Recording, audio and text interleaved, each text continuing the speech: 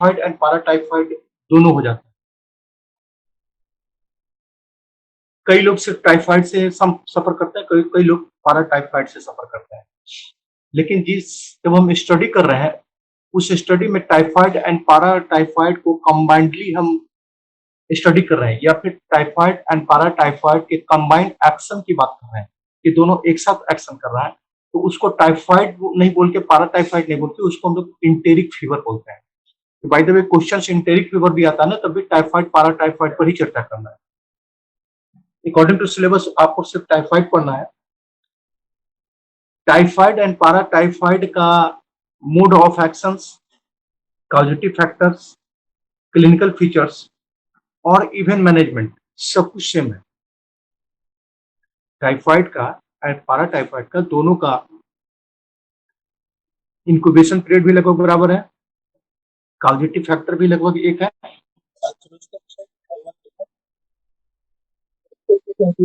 और मैनेजमेंट अंतर क्या है कि टाइफाइड बेस जो है टाइफाइड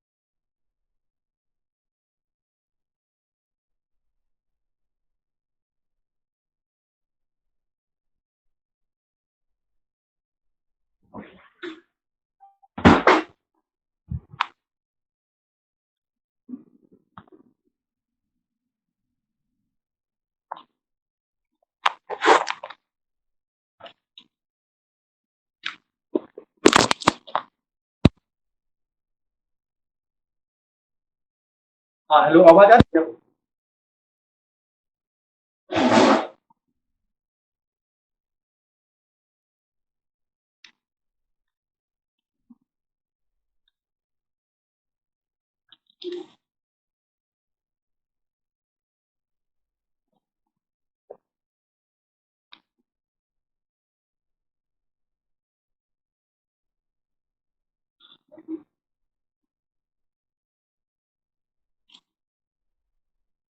बता रहे थे टाइफाइड एंड पाराटाइफाइड के बारे में।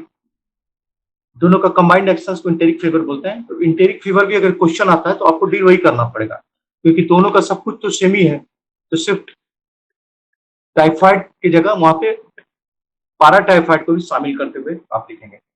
अब हम टाइफाइड कहते हैं।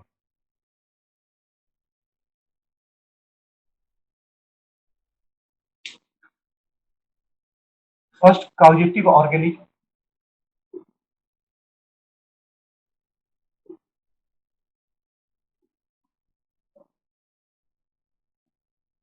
Salmonella typhi. अगर बैक्टीरिया की बात करें तो साल्मोनेला टाइफी, और अगर पाराटाइफाइड की बात करें तो साल्मोनेला पाराटाइफी। दोनों एक ही ग्रुप का बैक्टीरिया है, सिर्फ उसका स्पेसीज जेनरिक एक ही है, स्पेसीज डिफरेंस है। इसका साल्मोनेला टाइफी, इसका साल्मोनेला पाराटाइफी। अगर साल्मोनेला की बात करें टाइफी की, तो ये ग्राम निगेटिव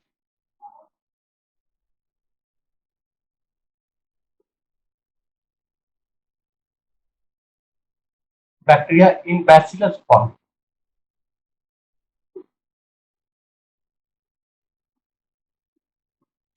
बैसिलस का मतलब कि लंबा लंबा बैक्टीरिया, सिलिंड्रिकल बैक्टीरिया है, और ग्राम निगेटिव ग्रुप से ये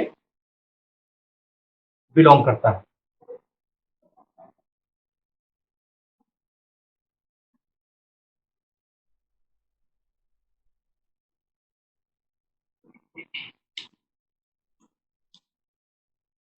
इसके कॉजेटिव फैक्टर पे आते हैं।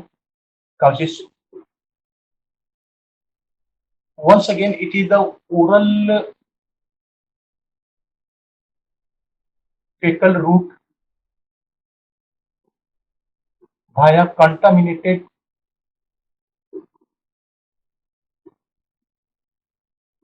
food, water, milk। पहले जो बात करेंगे ओरल फेकल रूट। ओरल फेकल रूट में फिर से एक बार वही बात हो जाएगी कि इन्फेक्टेड पर्सन का फेकल और हेल्दी पर्सन का ओरल, इसके फेकल्स मटेरियल किसी भी तरीके से ओरली, हेल्दी पर्सन के ओरली चल जाते हैं, और इम्यूनिटी वीक है, तो ऐसे कंडीशंस में ये इन्फेक्शन एक जगह से दूसरी जगह, एक पर्सन से दूसरी जगह में ट्रांसमिट कर सकता है। लेकिन जो मीडिया है, कंटामिनेशन का जो मीडिया है, या तो ये फूड है, या तो वाटर है, या फिर मिल्क है। ज्यादातर यही लिक्विड मीडिया या फिर ओपन फूड के द्वारा फैलता है। अब इसमें क्या क्या प्री डिस्पोजिंग फैक्टर्स होगा वो जान लेते हैं हम लोग।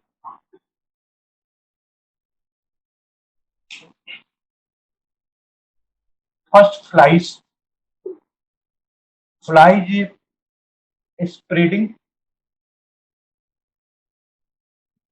the infection as a mechanical vector।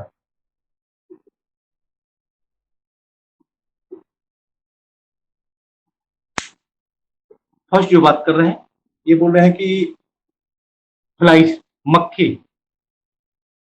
Spreading the infection. Spreading मैंने उसको फैला देगा। कैसे? तो भाई as a mechanical vector. Mechanical vectors का मतलब है कि आप मक्खी को देखे होंगे, अगर पाँव को देखेंगे तो उसके पाँव में टेंटिकल्स होते हैं, बहुत सारे ब्रिसल्स, ऐसे ऐसे जैसे ब्रिसल्स बने रहते हैं पैर में।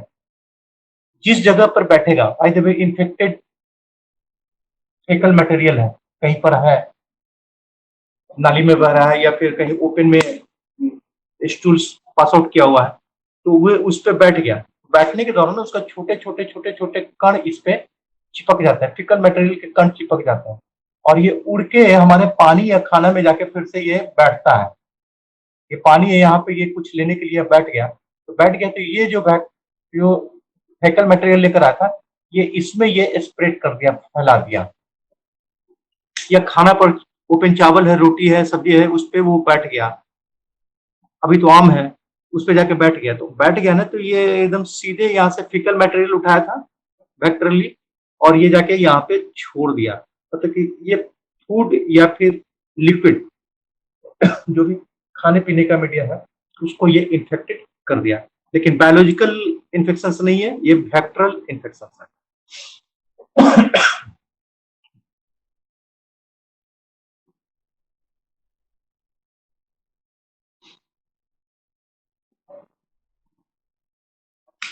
अब स्प्रेड करने में दूसरा कौन सा है, तो ओवर क्राउड।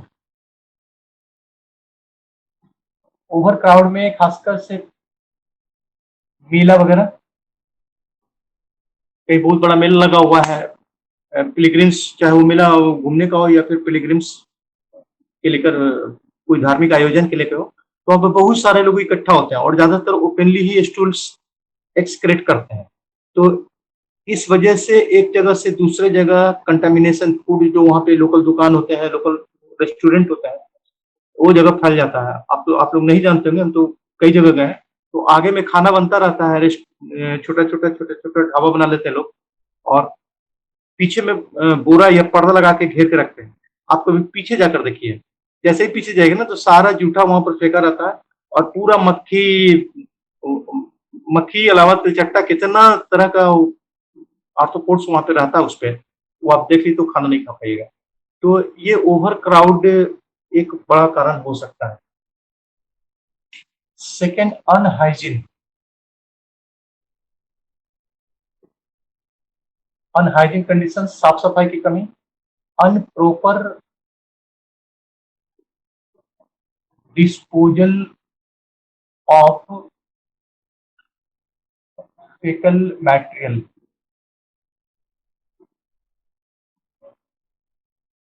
लो सोशियो इकोनॉमिक ग्रुप।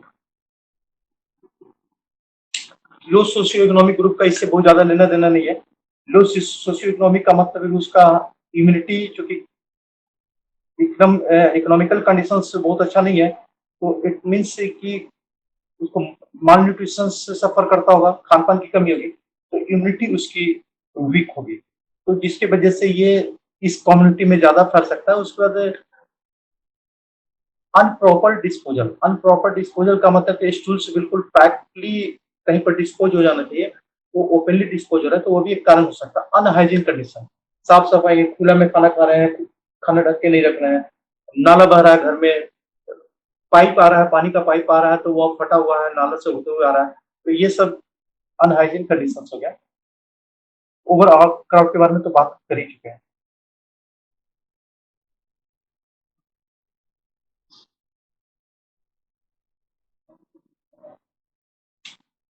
इसके बाद पैथोलॉजी पर बात करते हैं।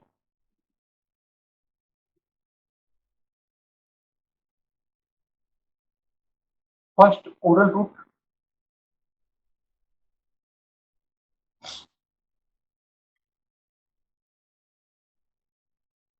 पहला ओरल रूट हो गया। ओरल रूट से जीआईटी, गैस्ट्रो इंटेस्टाइनल ट्रैक्ट पहुंचा।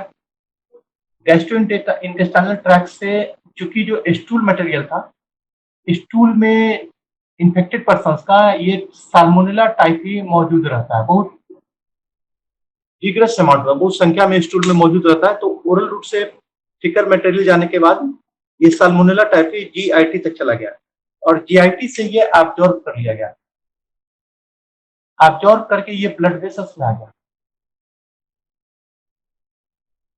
ब्लड वेसल्स में ये सर्कुलेट किया, तो सर्कुलेट करने के दौरान ये सिस्टेमिक कंडीशन डेवलप कर सकता है। जैसे वायरस में सिस्टेमिक इन्फेक्शन होता है, वैसे सिस्टेमिक इन्फेक्शन थोड़ी देर के लिए हो सकता है, और फिर सर्कुलेट करते हुए वंस अगेन ये स्मॉल इंटेस्टाइन में आ जाएगा।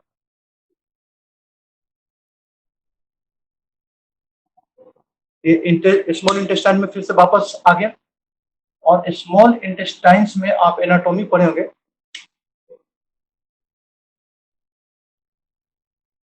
लोअर पार्ट, स्मॉल इंटेस्टाइन का लोअर पार्ट है, जिसमें लिम्फोइड टिश्यूज का एक ब्रांच होता है,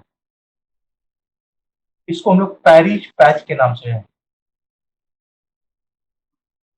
पैरिज पैच। ये स्मॉल इंटेस्टाइन में आ गया, और स्मॉल इंटेस्टाइन में आने के बाद लिम्फोइड टिश्यू जो है, पैरिज पैच, पी ए नहीं होता, पी ई होता है,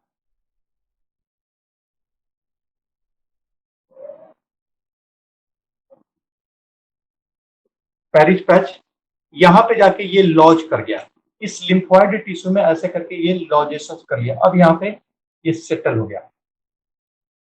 सेटल होने के बाद इन्फेक्शन लोकलाइज हो गया। लोकलाइज का मतलब कि हम हमारे गैस्ट्रो इंटेस्टाइनल ट्रैक्ट के इन्फेक्शन के रूप में ये सेटल हो गया। अब जैसे ही सेटल होगा तो एट फर्स्ट ही अपने ऊपर ये म्यूकस मेम्ब्रेन का एक बहुत बड़ा लेयर्स बना देगा और यहाँ से एब्जॉर्बिंग कैपेसिटी जो इंटेस्टाइन एब्जॉर्ब कर रहा था उसको वो ब्रेक कर देगा, पहला। उसके बाद अल्सरेशन, जैसे जैसे इसको खाना शुरू करेगा लिम्फेटिक टिश्यूज को, यहाँ पे अल्सर डेवलप कर जाएगा, अल्सरेशन हो जाएगा। और अल्सरेशन के बाद लॉन्गिट्यूडिनल स्वीव, लॉन्गिट्यूडिनल स्वीव के मैंने छोटा छोटा छोटा छोटा ऐसे ऐसे ऐसे करके इसमें ब्यूरो, जिसको बोलते हैं कि गड्ढा कर देना, ऐसा ऐसा करके ब्यूरो बनाना शुरू कर देगा। और ब्यूरो कर बना के अपने कॉलोनी को और बड़ा करना शुरू कर देगा। ये ये सेकेंड वीक होते होते ब्यूरो बनना शुरू हो जाएगा। एंड थर्ड वीक पहुंचते पहुंचते परफोरेटेड कर जाएगा, ये फट जाएगा, ये सिप जो बना ये म्यूकस मेम्ब्रेन को फाड़ देगा और इसके साथ ब्लड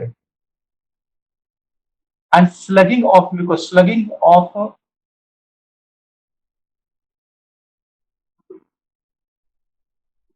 म्यूकस ने जो बनाया है ये कट कट के यहाँ से गिरना शुरू कर जाएगा। ये कॉलोनी जो है ना ये धीरे धीरे धीरे यहाँ से गिरना शुरू कर जाएगा और सब स्टूल से, तो स्टूल से ब्लड, स्टूल से म्यूकस और इन्फेक्टेड सब्सटेंसेस, ये सब स्टूल से धीरे धीरे धीरे करके ये बाहर आना शुरू कर देंगे। उसके बाद लास्ट में हैमरेज हो जाएगा।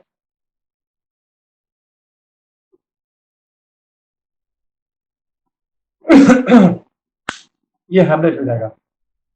ये तीसरा सप्ताह तक चलेगा, लेकिन चौथा सप्ताह में जाते हैं तो उस समय तक धीरे धीरे धीरे करके हमारी इम्यूनिटी डेवलप करनी शुरू हो जाती है और सब कुछ नॉर्मल होना शुरू हो जाएगा, मतलब कि ये सबसाइड करना शुरू कर जाएगा और धीरे धीरे धीरे धीरे धीरे करके फिर से नॉर्मल स्ट्रक्चर को ऑब्टेन कर लेगा।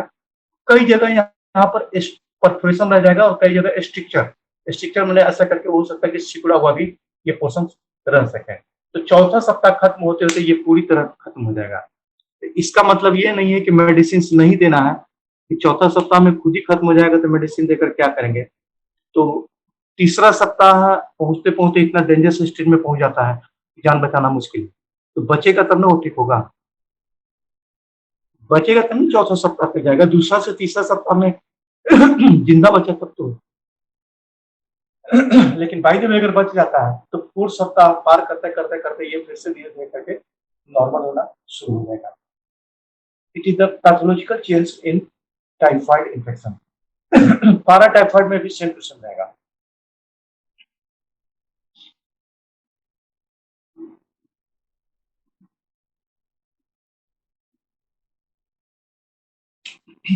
अब क्लिनिकल फीचर पर बात करते हैं।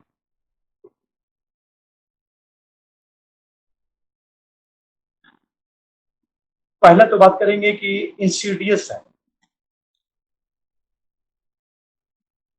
इंसीडियस, इंसीडियस का मतलब है कि अभी ठीक था और अभी कभी ऑनसेट इंसीडियस, सब कुछ सही था और अचानक से एक दिन ये सब कुछ शुरू हो जाएगा। धीरे धीरे कुछ नहीं होगा, एकदम से अचानक से उधर। तो फर्स्ट जो क्लिनिकल पिक्चर में टॉपिक्स आता है ऑनसेट इंसीडियस। ऑनसेट इंसीडियस में क्या होगा, तो फर्स्ट जो 14 डेज, 10 टू 14 डेज इसका इंक्यूबेशन पीरियड है।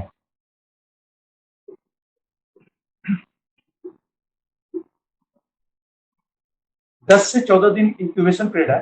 तो 10 से 14 दिन जैसे ही पार करेगा उसके बाद ये ऑनसेट इंसीडियस सिम्टम आना शुरू कर जाएगा। क्या क्या सिम्टम आएगा,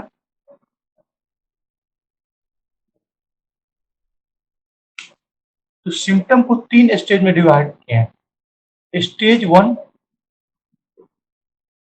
ये फर्स्ट वीक, स्टेज 1 में फर्स्ट वीक। उसके बाद स्टेज 2 ये second and third week. And stage 4, 3 ये fourth week onwards.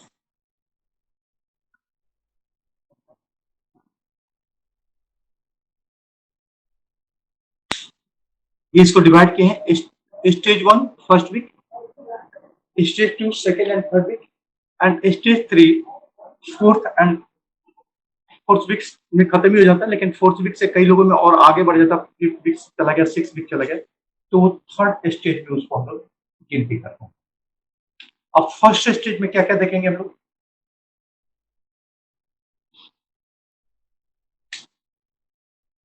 It means first week, इसमें क्या क्या देखेंगे?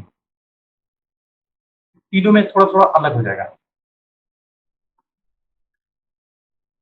पहला जो देखेंगे, gradual rise of fever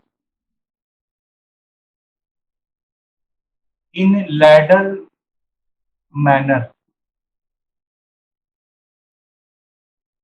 gradual rise of fever in ladder manner का मतलब है कि 24 घंटा। तो ये मॉर्निंग में, ये मॉर्निंग की बात करते हैं, मॉर्निंग में फीवर लगभग नहीं रहेगा, 98 degree Fahrenheit to 99 degree Fahrenheit के आसपास में रहेगा। लेकिन जैसे जैसे ये आगे बढ़ेगा दिन, वैसे वैसे चढ़ता जाएगा, और इवनिंग में ये हाई फीवर 102 डिग्री फ़ारेनहाइट और मोर, इससे भी ज्यादा हो सकता है। लेकिन 10 o'clock रात में करीब करीब नाइट में 10 बजते बजते ये फिर से सबसाइड करना शुरू कर जाएगा, फीवर फिर धीरे धीरे धीरे करके कमना शुरू कर जाएगा। तो मॉर्निंग में थोड़ा सा कम है, और इवनिंग में सबसे ज्यादा हो गया, और नाइट होते होते धीरे धीरे धीरे करके फीवर कमना शुरू हो गया। तो it is called fever in ladder manner, मैंने चेंज होता हुआ चला जा रहा है। ये शुरुआत यहीं से फीवर से ही होगा।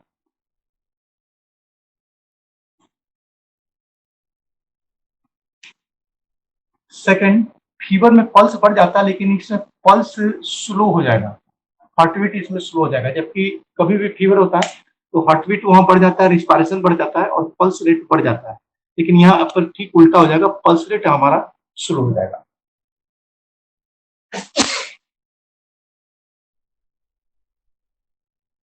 थर्ड की बात करते हैं, टंग की बात करते हैं। टंग मान लेते हैं ये है, ये सुपीरियर सरफेस है,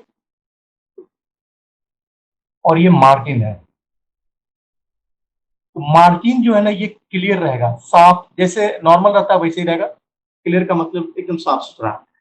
लेकिन ये जो है ना, इसके ऊपर एक कोट, गंदा सा कोट, जैसे जीभ भी नहीं करते हैं मॉर्निंग में, तो जिस ढंग से कोटिंग होता है ना, वैसा ही एक टंग के अपर सरफेस में एक कोट बना हुआ रहेगा। ये स्यूडो मेम्ब्रेनस है, ये गंदा नहीं है, स्यूडो मेम्ब्रेन का ये फॉर्मेशन हो गया। ये बीमारी हटेगा तभी हटेगा, जब तक बीमारी है तब तक ये कोटेड रहेगा। लेकिन मार्जिन देखेंगे तो किनारे किनारे वाला वो क्लियर रहेगा, एकदम साफ, जैसे नॉर्मल रहता है वैसे ही रहेगा। ये तीसरा चेंजिंग हम लोग देखिए।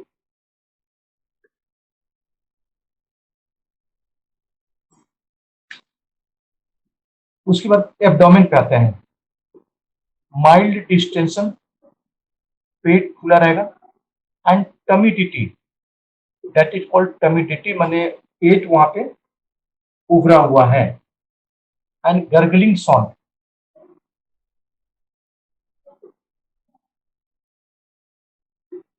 गर्गलिंग साउंड मैंने गुड़गुड़ गुड़गुड़ गुड़गुड़ की आवाज वहां पे हमेशा फील करेंगे, जब भी वहां पे पालपेट करेंगे या फिर कान लगाएंगे, फिर स्टेथोस्कोप लगाएंगे, गुड़गुड़ गुड़गुड़ गुड़ करके आवाज वहां पे चलती रहेगी। That is called gargling sound. खासकर कहाँ पे, तो अराउंड सीकम, सीकम एरिया जहाँ स्मॉल इंटेस्टाइन लार्ज इंटेस्टाइन से जुड़ता है, उस जगह पे ये गर्गलिंग साउंड बहुत ज्यादा सुनने को मिलेगा। उसके बाद कुछ कॉमन सिम्टम्स, एनोरेक्सिया,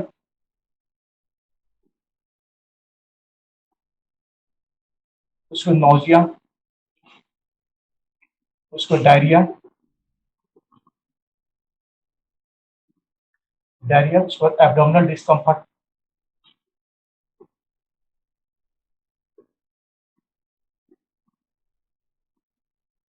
पेट में कुछ कुछ लगा रहेगा।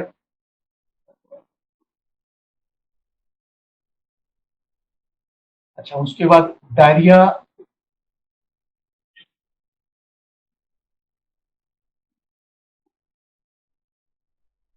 Diarrhoea followed by constipation. पहले डायरिया होगा, फिर कॉन्स्टिपेटेड हो जाएगा, फिर डायरिया हो जाएगा। तो रिकरेंट डायरिया और ये चलता रहेगा। और अगर डायरिया है तो स्पेशल इसमें स्टूल जो होता है ना, पिया सॉप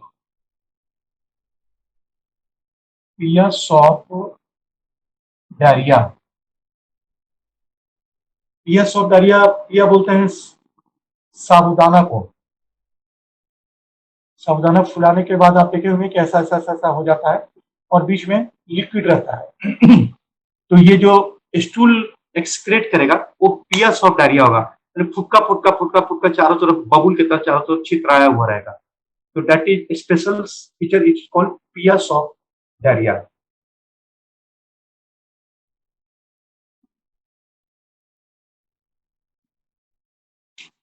उसको रैश, रोज स्पॉट रैसेस।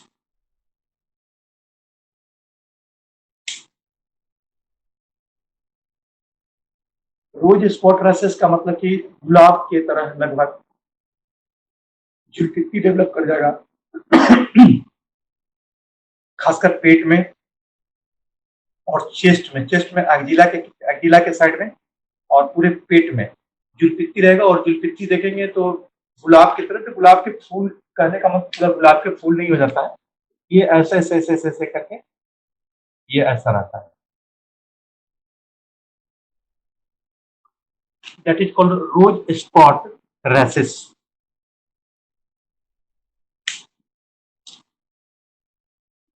फर्स्ट ईयर में तो ये सब चलता रहेगा, पहला सप्ताह में फर्स्ट ईयर में।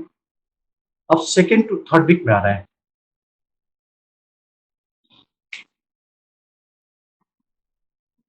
सेकेंड एंड थर्ड वीक मतलब सेकेंड स्टेज।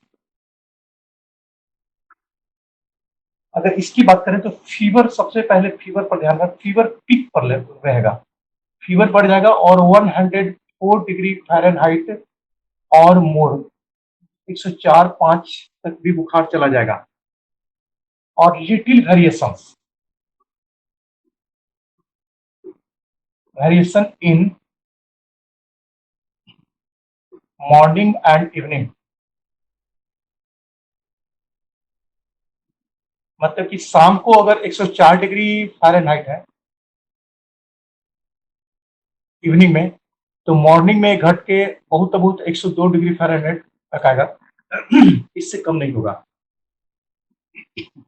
मगर टेम्परेचर वेरिएशन के जो डिफरेंस है मॉर्निंग इवनिंग में 2 डिग्री फ़ारेनहाइट से ज्यादा नहीं होगा। अगर 103 डिग्री है रात में, तो सुबह में 101 102 के बीच में रहेगा, तो 2 डिग्री वेरिएशन से ज्यादा डिफरेंस नहीं रहेगा, मैंने लगभग बुखार बराबर आ जाएगा एनी टाइम। 24 आवर फीवर रहेगा इस सेकेंड एंड थर्ड वीक में। यही सबसे बड़ा पहचान है। उसके बाद है पल्स की बात करते हैं। पल्स ब्रैडिकार्डिया, ब्रैडिकार्डिया आप जान रहे हैं 60 से नीचे आ जाएगा, पल्स रेट या हार्ट बीट 60 से नीचे चलाएगा, that is called bradycardia.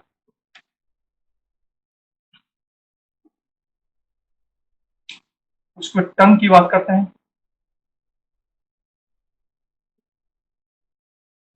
Heavily coated. अभी तो कोटिंग था, अब काफी मोटा काई जैसा एकदम पूरा मेम्ब्रेन्स काफी मोटा हो जाएगा, लेकिन मार्जिन अभी भी क्लियर रहेगा, मार्जिन में किसी तरह का प्रॉब्लम नहीं है। टेमिडिटी एंड गर्गलिंग प्रेजेंट, पेट खुला होना और गर्गलिंग साउंड गड़गड़ाना ये लगातार चलता रहेगा। उसको पिया सॉफ्ट डायरिया,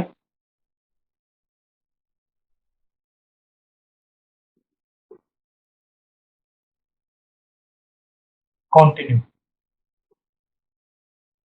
डायरिया का प्रॉब्लम वो पिया सॉफ्ट ये कंटिन्यू रहेगा एकदम लगातार। Rashes fully develop,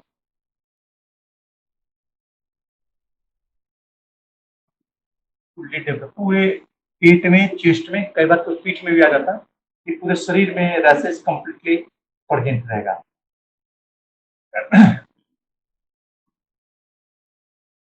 next, typhoid encephalopathy. Typhoid encephalopathy ये बड़ा डेंजरस स्टेज है। इसका मतलब है कि ये ऑर्गेनिज्म धीरे धीरे धीरे करके सीएसएफ या फिर न्यूरॉन सेल तक इन्फेक्शन पहुंच गया है, और सिस्टेमिक इन्फेक्शन से पूरे ब्लड में सेप्टिसेमिया हो गया, सिस्टेमिक इन्फेक्शन है।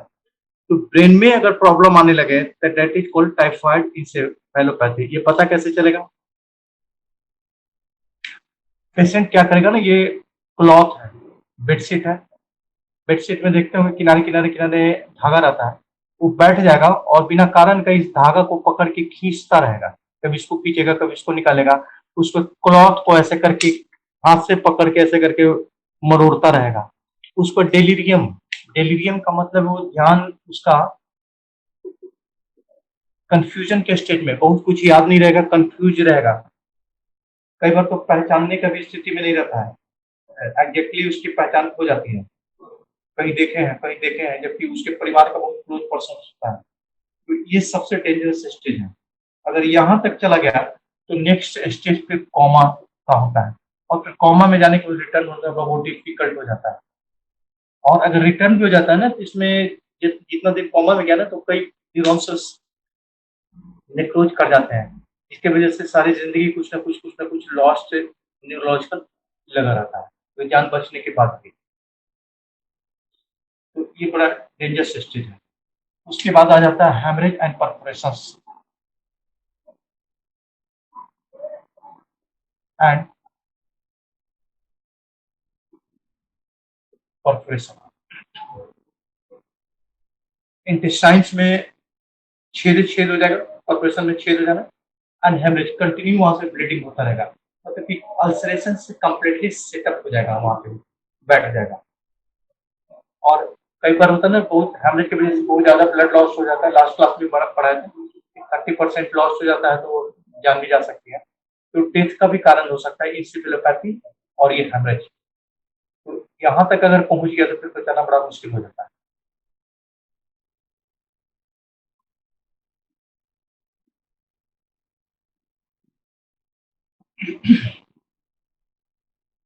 उसके बाद आते हैं fourth week.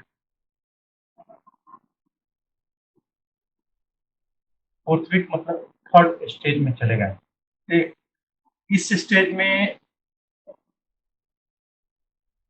Fever settle down, धीरे धीरे फीवर गिरना शुरू करेगा,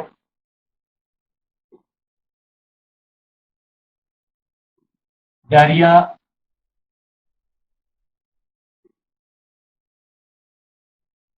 सबसाइड धीरे धीरे करके खत्म होना शुरू हो जाएगा, एपेटाइट रिटर्न, भूख धीरे धीरे करके वापस आना शुरू हो जाएगा। उसके बाद स्लगिंग स्टॉप, जो म्यूकस मेम्ब्रेन कट कट कर गिर रहा था स्टूल के साथ, वो धीरे धीरे धीरे करके आना बंद हो जाएगा। उसके बाद मेंटल क्लियरिटी, जो इंसेफेलोपैथी का कंडीशन था वो धीरे धीरे करके खत्म हो जाएगा, नॉर्मल स्टेज को डेवलप करना शुरू कर देगा। उसके बाद एब्डोमिनल डिस्टेंशन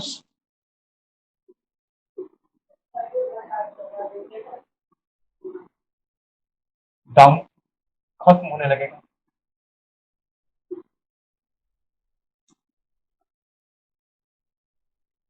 टंग की बात करें तो टंग फिर कैसे क्लियर, मेम्ब्रेन हटना शुरू हो जाएगा और टंग पहले की तरह क्लियर हो जाएगा। लेकिन सीवियर वीकनेस, इस सब के बाद भी बहुत ज्यादा कमजोरी रह जाएगा, और ये कमजोरी कई हफ्ता तक कंटिन्यू रह सकता है। ये वीकनेस जो है सब खत्म हो जाएगा, लेकिन वीकनेस उसको रह जाएगा, और वीकनेस ये कई सप्ताह तक रह सकता है। ये इतना क्लिनिकल फीचर है। किसी को कुछ पूछना है तो पूछ लीजिए, फिर हम आगे बढ़ेंगे।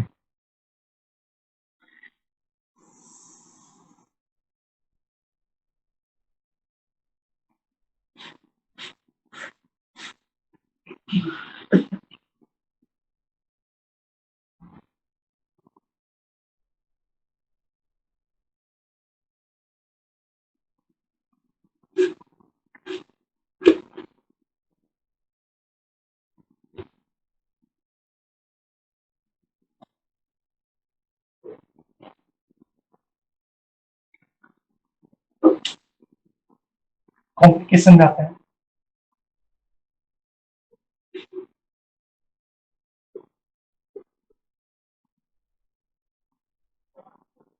Haemorrhage,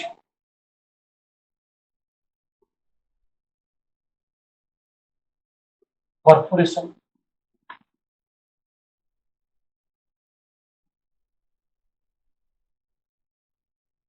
typhoid encephalopathy,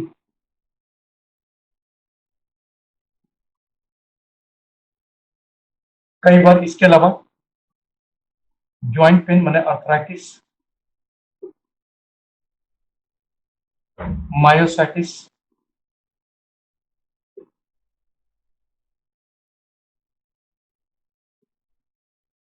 myocarditis. हो सकता है कि ये कॉम्प्लिकेशन हो जाए किसी किसी को।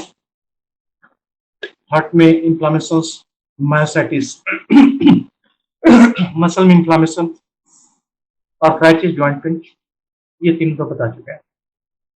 कई बार ऐसा होता है कि ठीक होने के बावजूद भी ये सब कॉम्प्लिकेशन डेवलप करके रह जाता है।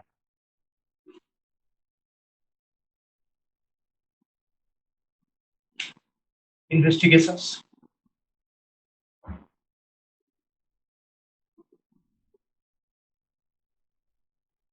क्या क्या करेंगे? पहले टीसी एंड डीसी। टीसी मतलब total count and differential count, ये दोनों जांच करा लेंगे ब्लड एग्जामिनेशन में। अगर टोटल काउंट की बात करेंगे तो टोटल काउंट एक्चुअली में होना चाहिए, जब भी इन्फेक्शन होता है ना तो डब्ल्यूबीसी बढ़ जाता है, लेकिन यहाँ पे टोटल काउंट घट जाएगा और मात्र 3000 से 6000 के बीच में रह जाएगा। क्यूबिक मिलीमीटर में इसको करते हैं, बस इतना ही रह जाएगा, जबकि इसको 12,000, 14,000, 15,000, 20,000 तक जाना चाहिए था। सारे बैक्टीरियल इन्फेक्शन में डब्ल्यूबीसी बढ़ता है, लेकिन टाइफाइड, पारा टाइफाइड के केसेज में आपका टोटल काउंट, डब्ल्यूबीसी का काउंट घटेगा। अगर डिफरेंशियल काउंट की बात करें, इसमें इस्नोफिल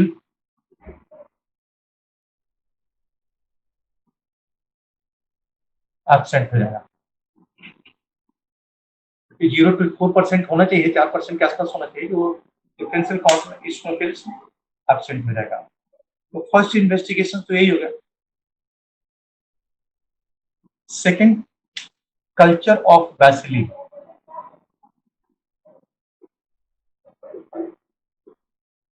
ब्लड कल्चर कराएंगे। ब्लड कल्चर में आइसोलेशन ऑफ साल्मोनेला टाइफी। जब कल्चर कराएंगे ब्लड का, तो उसमें साल्मोनेला टाइफी ऑर्गेनिज का प्रेजेंटेशन वो मौजूद रहेगा। अगर ब्लड कल्चर नहीं कराना है तो स्टूल कल्चर करा लीजिए। स्टूल कल्चर कराएंगे तो स्टूल सैंपल लेना होगा, स्टूल सैंपल में भी ये साल्मोनेला टाइफी मौजूद रहेगा। तो स्टूल कल्चर भी करा सकते हैं और ब्लड कल्चर भी करा सकते हैं, दोनों में ये प्रेजेंट रहेगा। लेकिन इन सब के अलावा जो सबसे इंपॉर्टेंट टेस्ट कराते हैं वो सीरम टेस्ट होता है, serological test, that is called Widal test.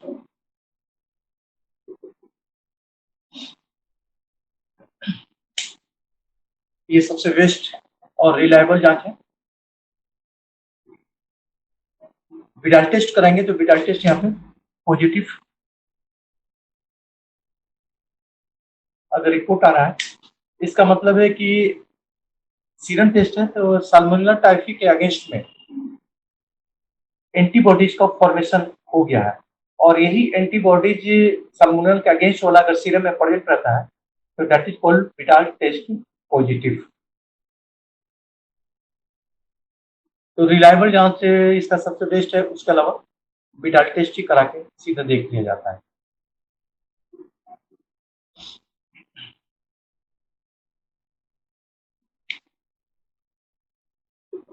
Diagnosis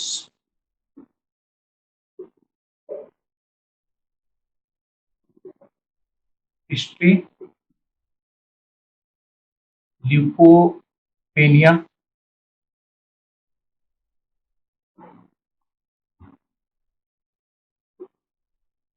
and Widal test. History मैंने क्लिनिकल फीचर जो बता रहा है, फर्स्ट बुखार ऐसा चल रहा है, डायरिया हो रहा है, पियास ऑफ डायरिया हो रहा है, टंग कोटेड है, इसके आधार पे कर लेते हैं उसको ल्यूकोपेनिया, डब्ल्यूबीसी का काउंट घटा हुआ, या फिर इन दोनों के अलावा डब्ल्यूबीसी जांच के बाद विडाल टेस्ट लिख देते हैं और विडाल टेस्ट पॉजिटिव रहता है, उससे क्लियर हो जाता है।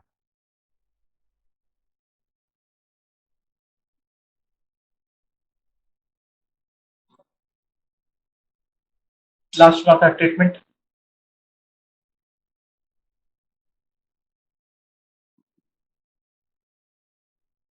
पहला तो रेस्ट, एकदम कंप्लीट रेस्ट है, bed rest, complete bed rest नहीं लिखना है, कंप्लीट रेस्ट लिखना है या बेड रेस्ट लिखना है।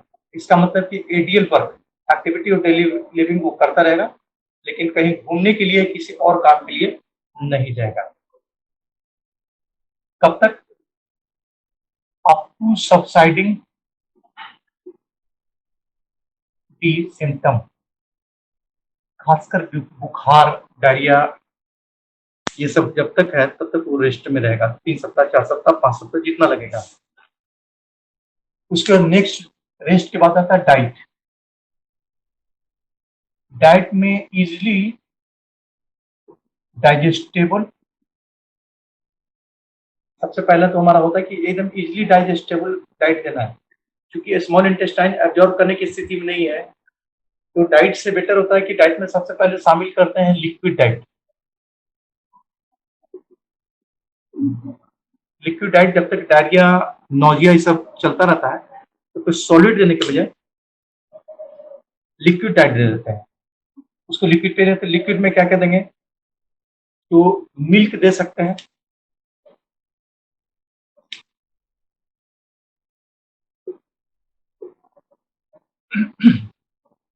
हॉर्लिक्स दे सकते हैं, जूस दे सकते हैं,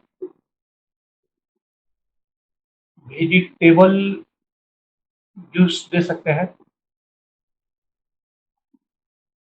बार्ली दे सकते हैं,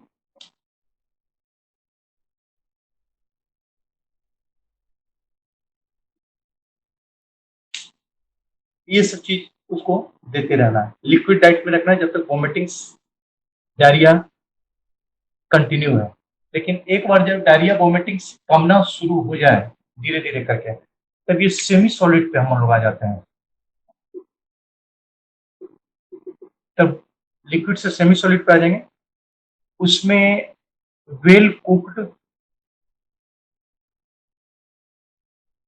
राइस, मतलब जिसको बोलते हैं वो चावल भात बनाना जिसमें माड़ प्रेजेंट हो, मड़गिल्ला भात भी कई लोग गांव में बोलते हैं।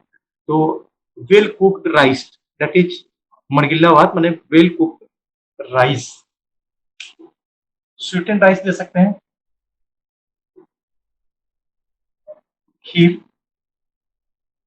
उसके बाद मिक्स्ड पोटैटो, मतलब चोखा आलू का, ये सब आपका सेमी सॉलिड डाइट हो गया। एंड लास्ट में जब सब कुछ खत्म हो जाए, डायरिया का सिम्टम खत्म हो जाए, नोजिया वोमिटिंग खत्म हो जाए, फीवर सेटल डाउन हो जाएगा, सॉलिड डाइट में लो स्पाइसी एंड फैट, कोशिश करना है कि फैट कम रहे और स्पाइस कम रहे, पहले शुरुआत वहां से करेंगे। और अवॉइड नॉनवेज, कोशिश करना चाहिए कि टाइफाइड के पीरियड में तो कम्प्लीटली सबसाइड ना हो, तो नॉनवेज को अवॉइड करना चाहिए, बल्कि नॉनवेज बहुत लंबा समय तक अवॉइड करना चाहिए। ठीक होने के बाद भी 4 महीना 6 महीना तक उससे दूरी बना के रखना चाहिए। तो नॉन वेज यहाँ पर बचना होता है।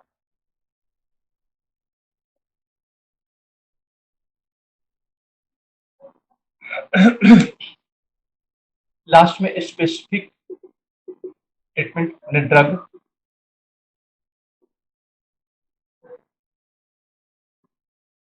इसमें फर्स्ट है क्लोरामफेनिकोल।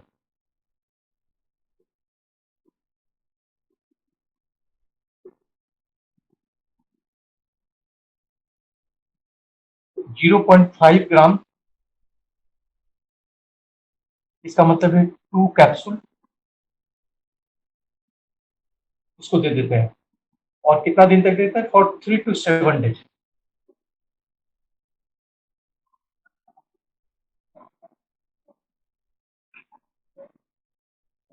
इन 6 hourly. 0.5 grams,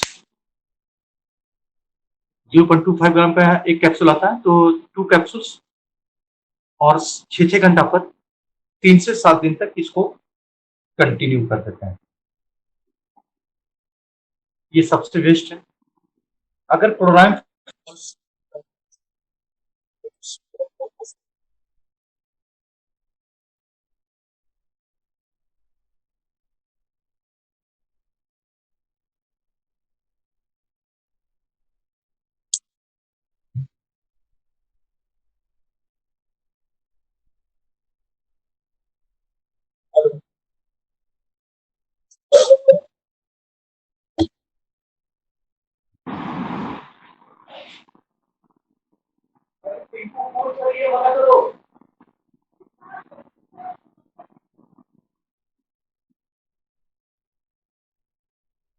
hello,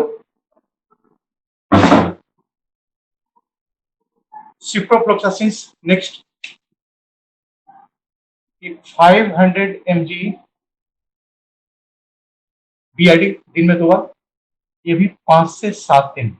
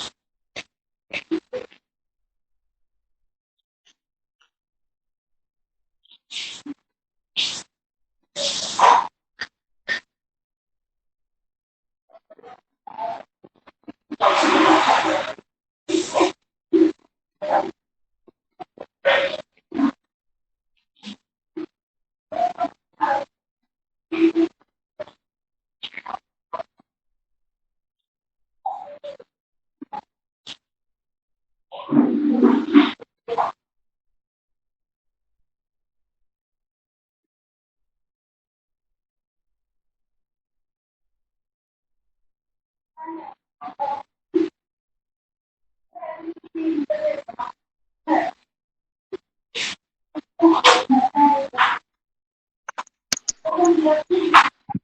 sir. Sir आपकी वॉइस क्लियर नहीं है। सर अभी नहीं कुछ बोल रहे हैं इसलिए क्लियर नहीं है। Okay sir.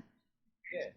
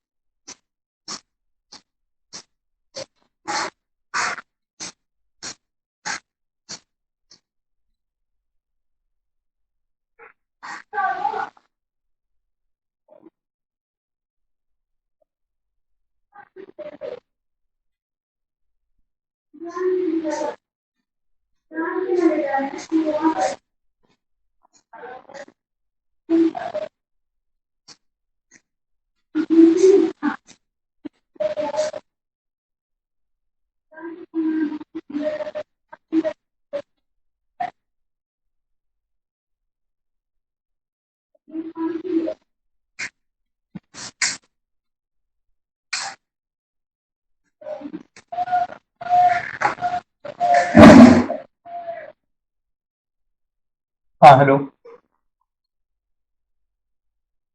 बोल रहे थे ना कि सिप्रोफ्लोक्सासिन अगर देते हैं तो आप लोग जानते होंगे कि 17 साल से नीचे अगर ग्रोइंग एज में देते हैं तो इपिफिशियल कार्टिलेज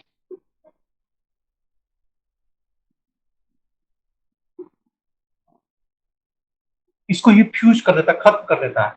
मतलब कि उसकी लंबाई बढ़नी रुक जाएगी, या फिर लंबाई बढ़ेगा तो एक तरफ इपिफिशियल कार्टिलेज फ्यूज कर गया, एक तरफ नॉर्मल लग गया तो टेढ़ा होगा पैर, हाथ, ऐसा डेवलपमेंट होगा। तो सिप्रोफ्लोक्सासिन 17 साल से नीचे में एवॉइड करते हैं। एवॉइड क्या करना ही देते हैं, कंट्राइंडिकेटेड। एवॉइड क्या होता है, कंट्राइंडिकेटेड। तब वहां पर सिफ्लेक्साइम दे देते हैं।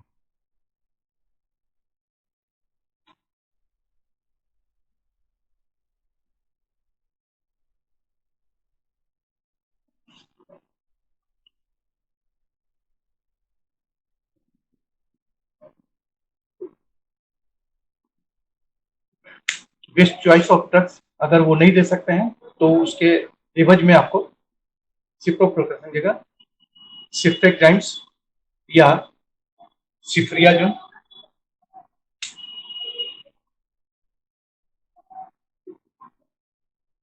अभी तो नाउ सिफ्रियाजोन ज्यादा ही चलता है, ओजोन के नाम से आता है। सिफ्रियाजोन 4 ग्राम्स IV फॉर 2 days, और उसके बाद इसके डोज को कंपनसेट कर लेते हैं अकॉर्डिंग टू सिचुएशंस, कम कर देते हैं या फिर बढ़ा देते हैं। नेक्स्ट ड्रग्स वो ट्राइमोक्साजोल भी दे सकते हैं, ट्राइमोक्साजोल इसको भी दिया जा सकता है 600 mg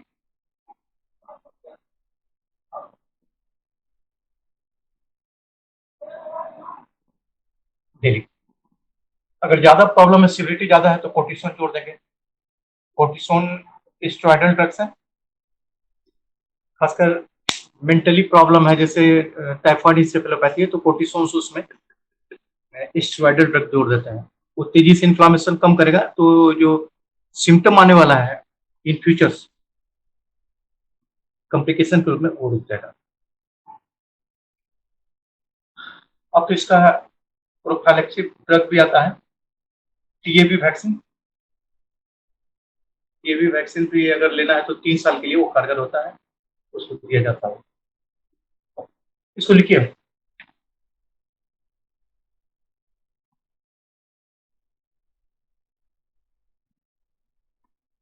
हेडिंग देना है पहले enteric fever.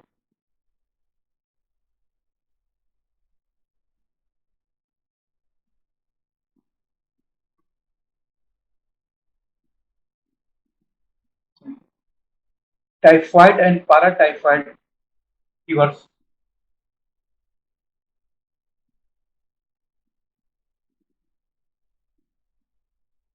Typhoid and paratyphoid fevers are collectively known as enteric fever.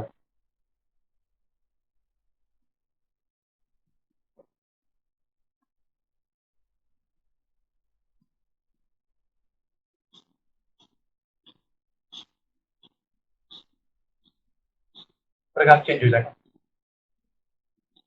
Typhoid fever is caused by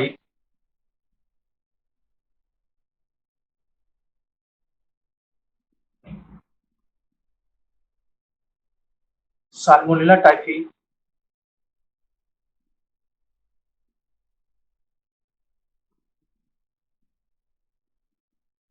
caused by Salmonella typhi,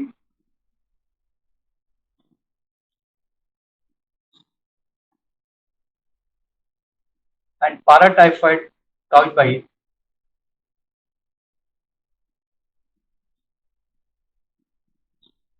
Salmonella paratyphi.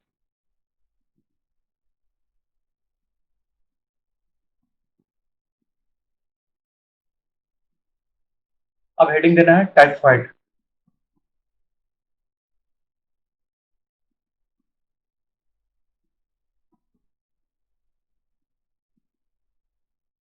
इसमें लिखो it is caused by gram negative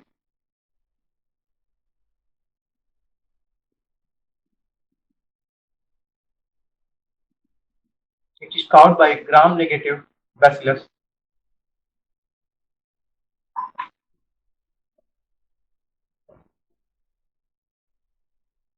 Salmonella typhi.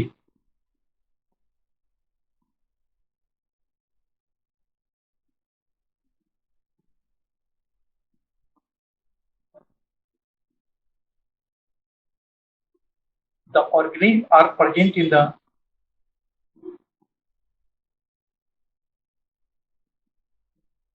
organisms are present in the excreta of patients, excreta of patient and carriers.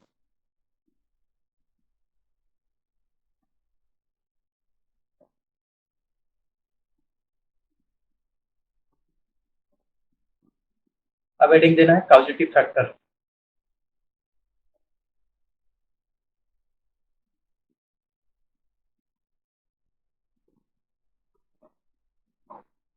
इसमें पहला लिखें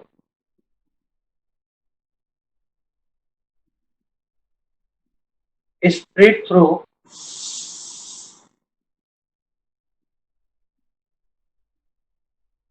orophacal route.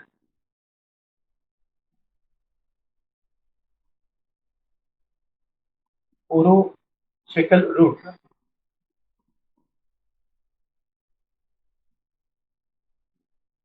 through water from milk or food materials, other food materials which are contaminated.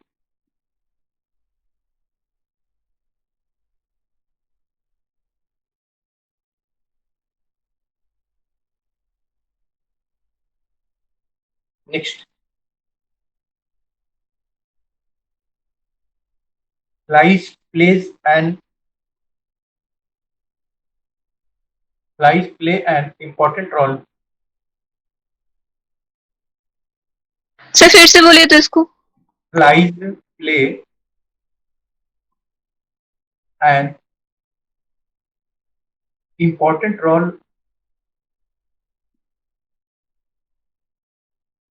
in its disseminations.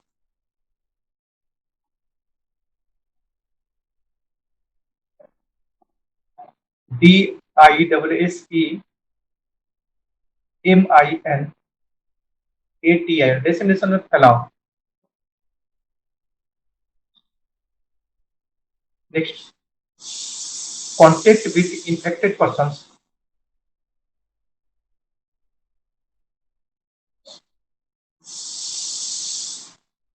Contact with infected persons can also transmit the disease.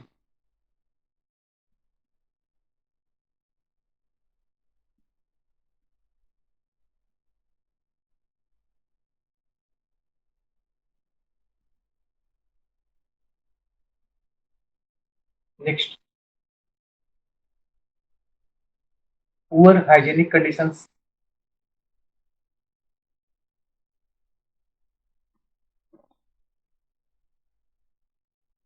Next, overcrowd.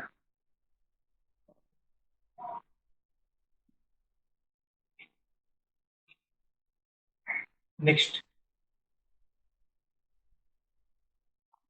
immunity compromised persons.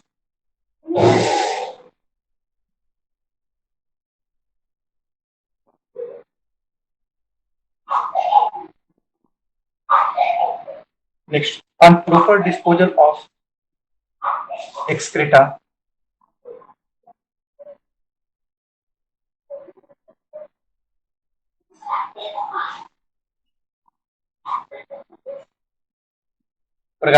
करके all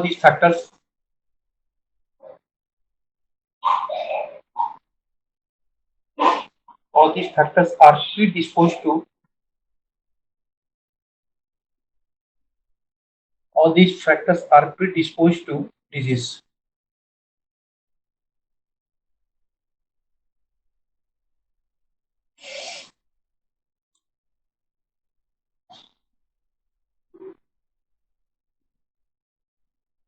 pathology heading लीजिए।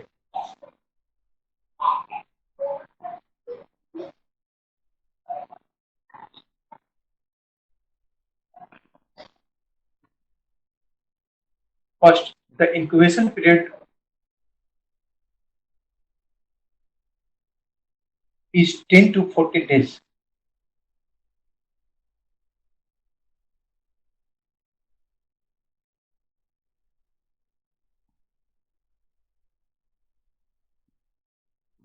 Next, the organism enter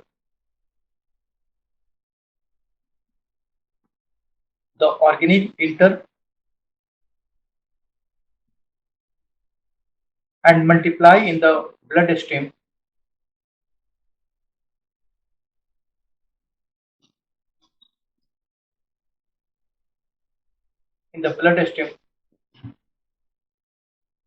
Producing general septicemia.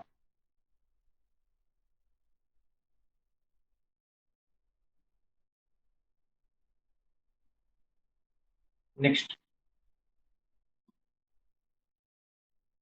Sir producing general के बाद क्या? producing general septicemia.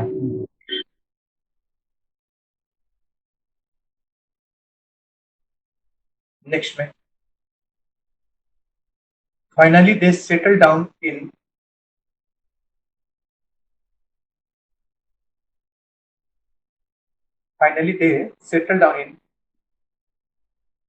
Peyer's patch, P-E-Y-E-R, apophysis, Peyer's patch of a small intestine.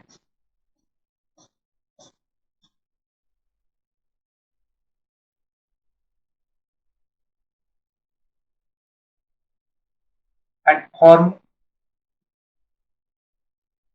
oval ulcer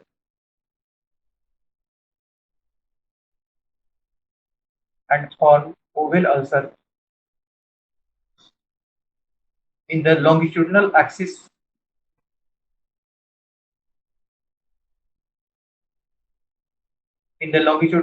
of the intestine.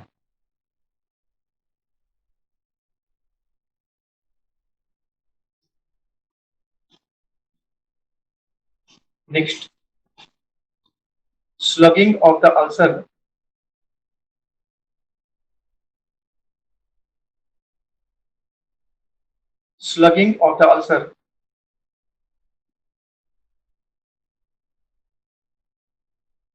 begins in the second week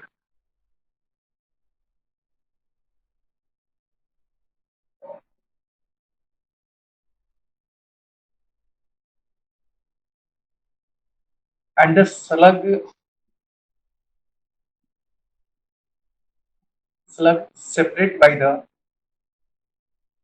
slug separate out by the third week.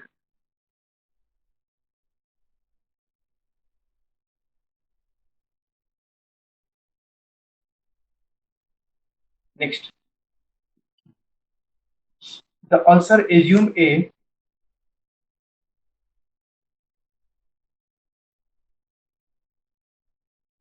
assumes a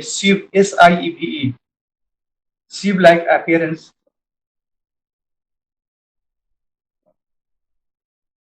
with rounded margins.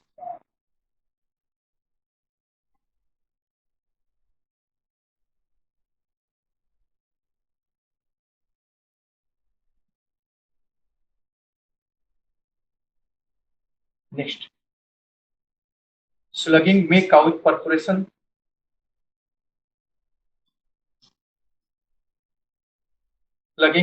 perforations in the wall of the intestines.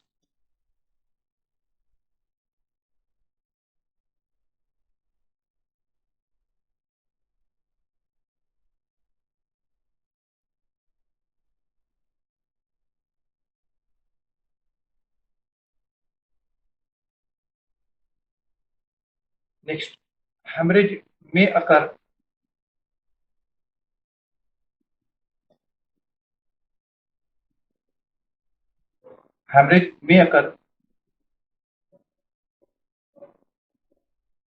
from the slugged out ulcer.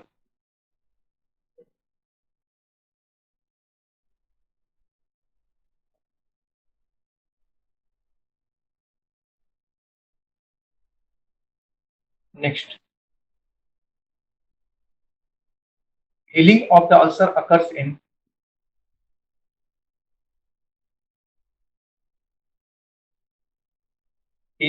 the ulcer occurs in the fourth week.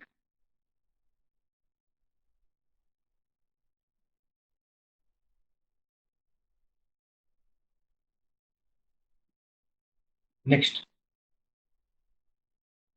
in carriers,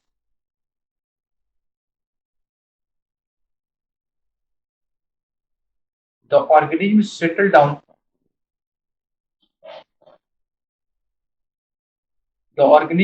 down in the gallbladder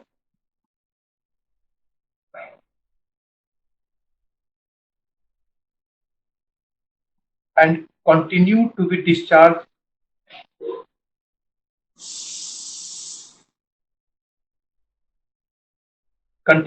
discharged in the fecal.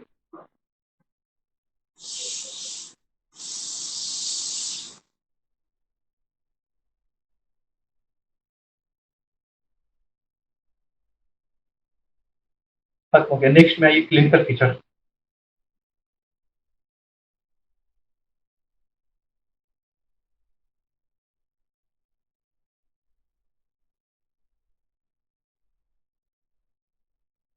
Clinical feature में the onset is insidious.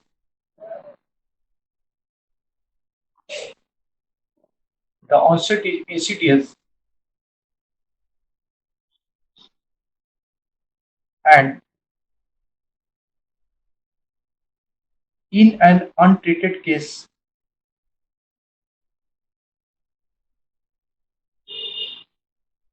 In an untreated case, the disease runs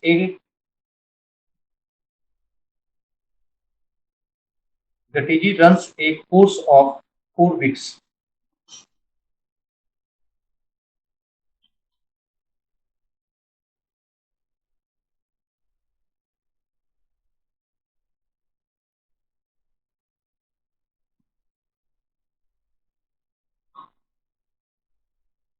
The feature of typhoids are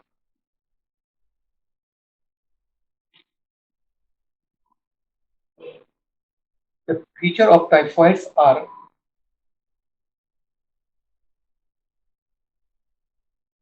divided into following stages.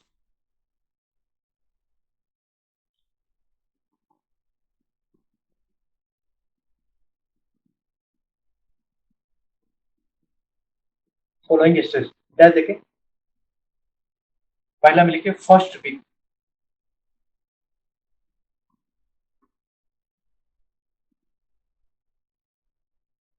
क्या देखें, there are following feature in first week,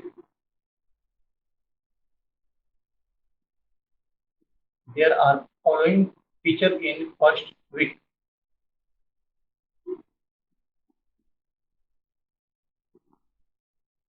क्या देखें, point wise इसमें लिखें. The fever rises gradually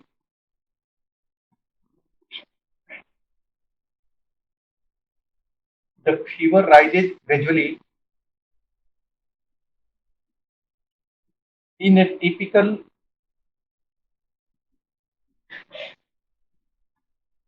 step ladder pattern.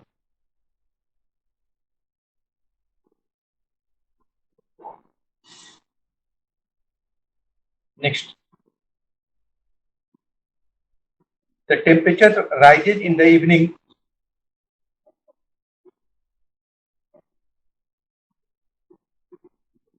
The temperature rises in the evening,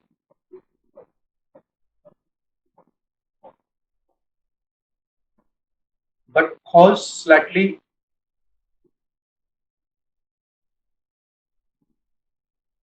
in the next morning. Sir repeat कीजिए तो. The the temperature rises in the evening. The temperature rises in the evening, but falls slightly the next morning.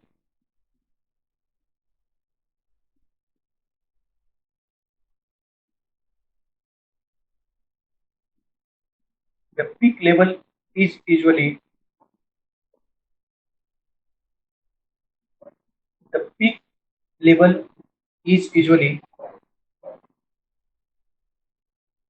above 102 degree Fahrenheit.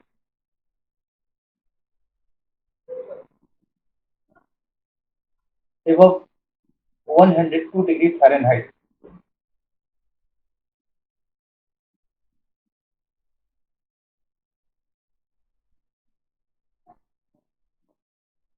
Next,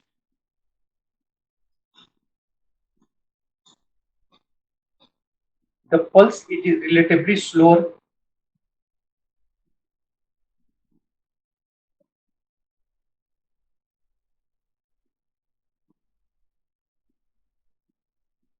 The pulse is relatively slower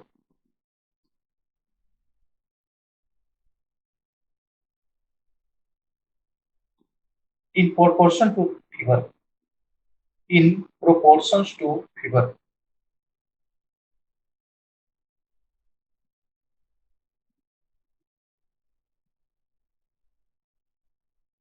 Next,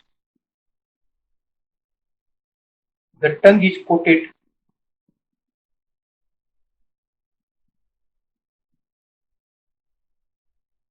The tongue is coated, but the margins are clear.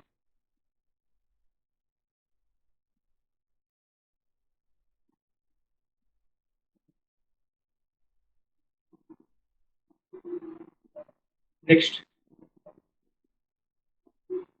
mild distensions of abdomen.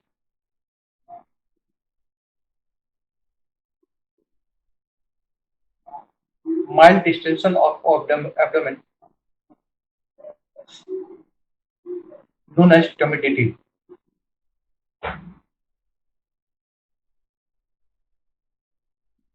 Known as timidity.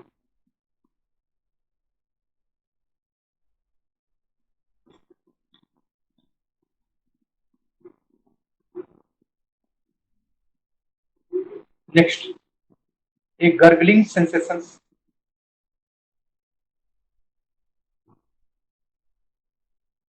A gurgling sensations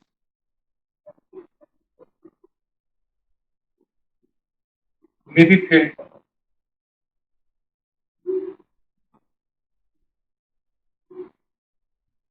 on palpation of the cecum.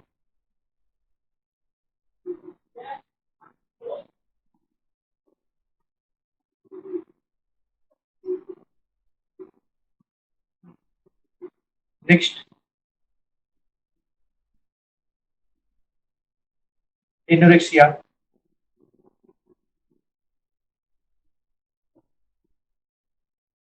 Next, nausea.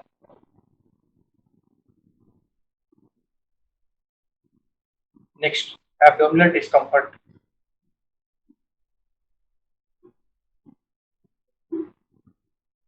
Next, bowels are initially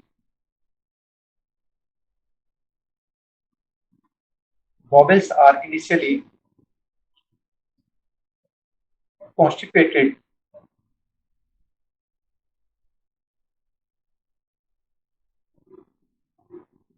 followed by diarrhea.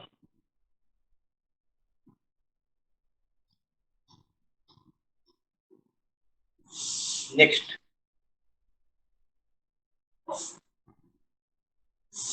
the typical Pia soap, SOUP होता है. The typical Pia soap diarrhea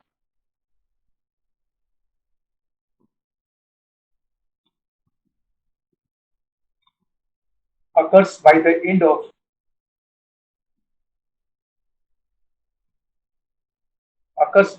of first week.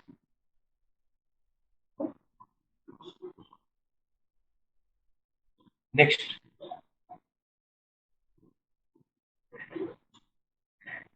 the typical rose spots rashes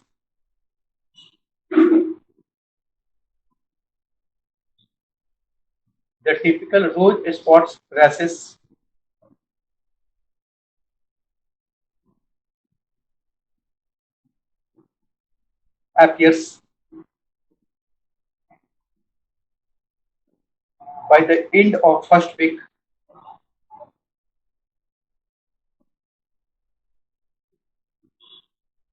By the end of first week,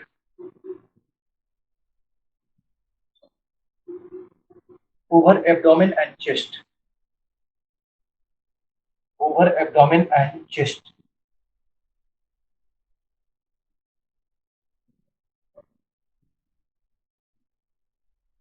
खत्म हो गया. Next में ये second and third week.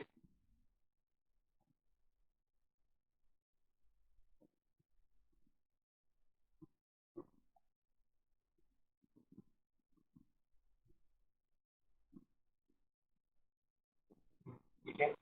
There are following features in this stage.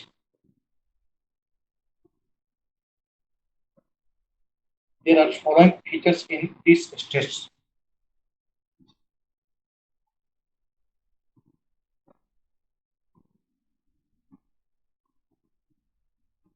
इसमें पहला लिखे point. The temperature is of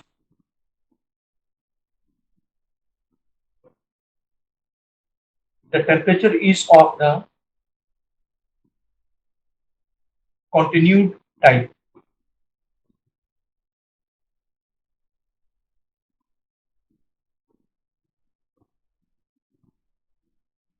Usually ranging between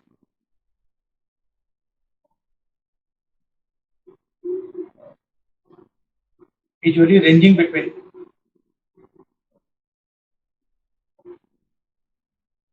102 degree Fahrenheit to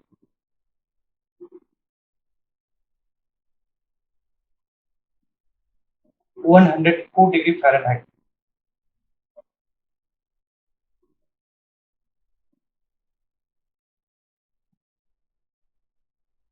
Next,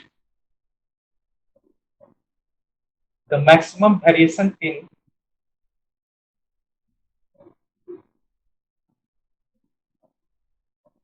temperatures. The maximum variation in temperatures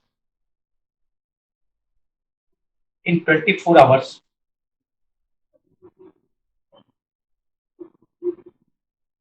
being less than 2 degree Fahrenheit. Being less than 2 degree Fahrenheit.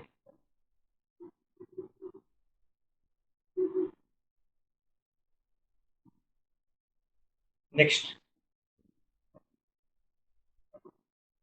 the pulse shows bradycardia. The pulse shows bradycardia.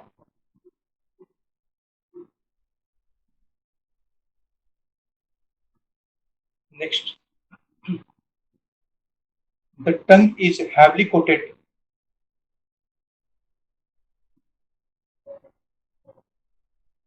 The tongue is heavily coated, but the margins remains clear. But the margins remains clear.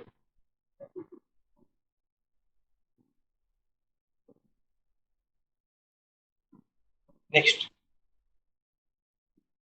humidity of abdomen. Humidity of abdomen and gurgling in the cecum are present. And gurgling in the cecum are present.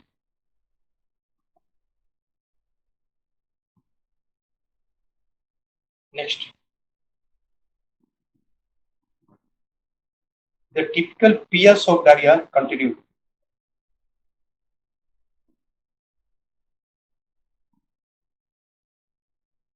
The typical Pia's of diarrhea continues.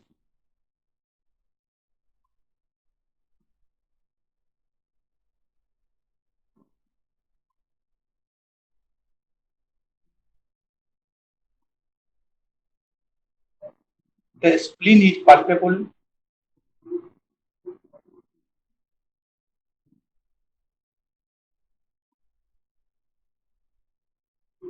The spleen is palpable and soft in consistency. Sir क्या बोले soft The spleen is soft and palpable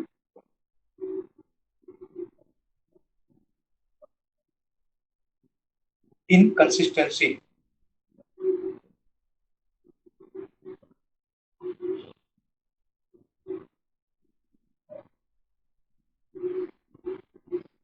Next, the rashes is fully developed.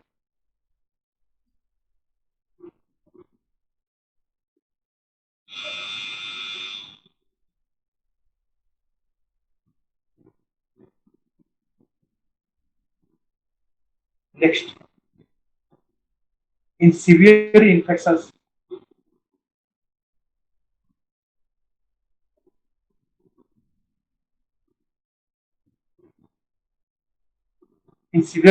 the patient becomes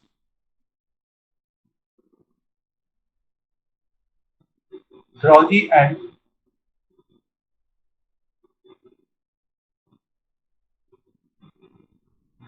mentally confused.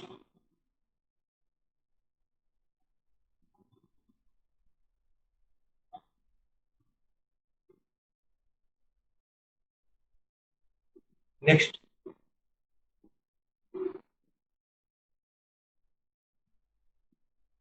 in severe conditions,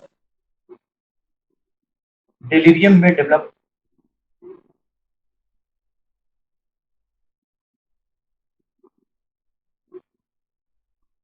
sir भी फिर से बोले थे इसको। in severe conditions. Delirium, DELIRIUM.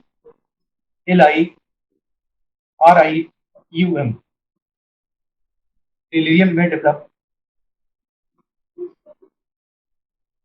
due to typhoid encephalopathy.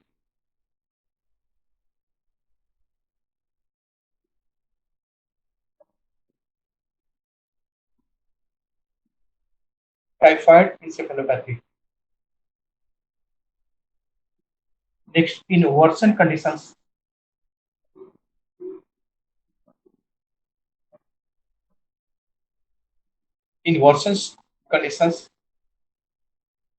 frank coma may develop.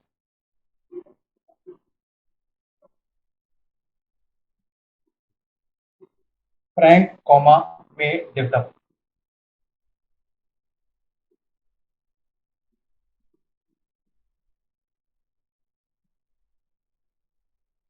Next, hemorrhage and perforation may occur.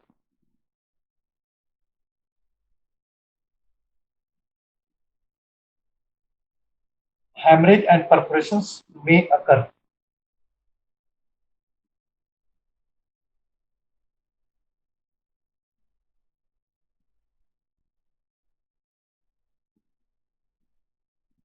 Fourth week में ये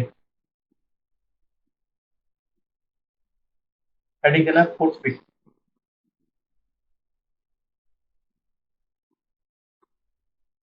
उसमें लिखें during this week.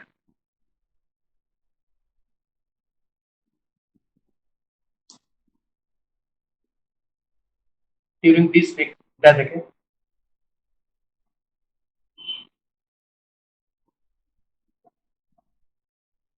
Usually patient recovered. Usually patients recover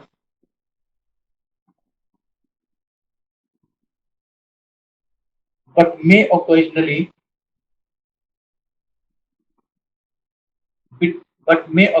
deteriorates.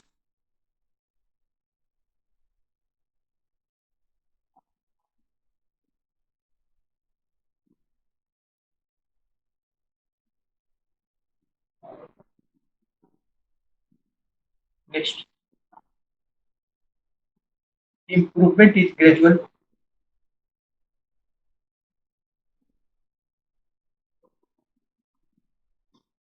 Next, temperature falls slowly.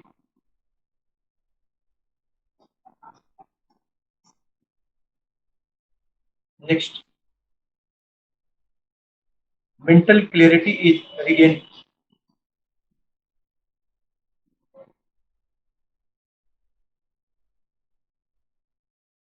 Next, distensions of abdomen settle down.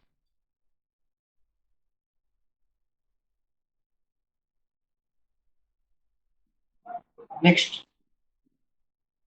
diarrhea is controlled.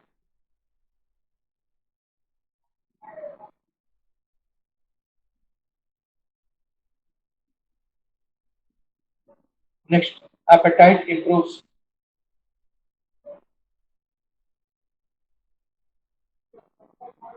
Appetite improves.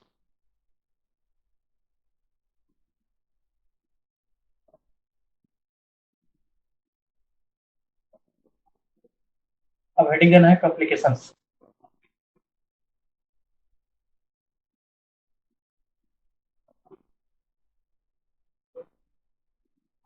Complication में पहला haemorrhage,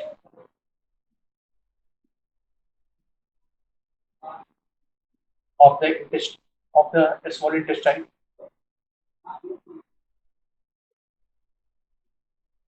Second,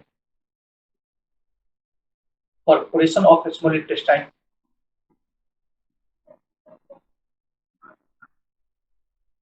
Perforation of small intestine.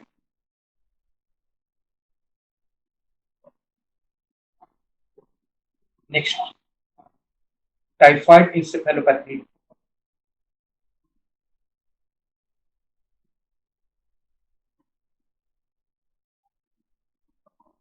Next, toxic myocarditis.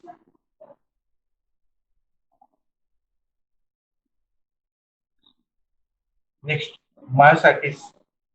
Toxic क्या बोले से? Toxic myocarditis.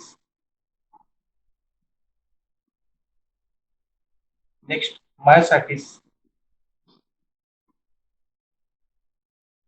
Next, arthritis.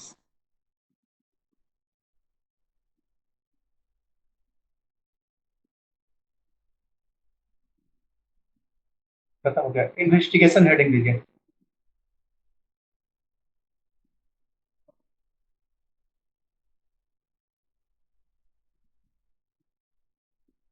Investigation में पहला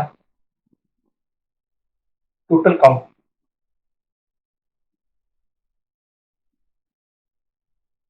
देखें 3000 to 6000,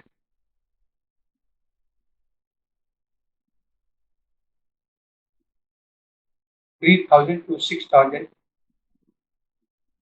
cubic millimeter.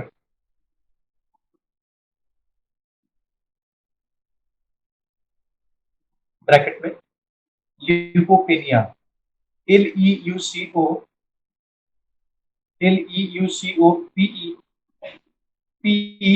Leukopenia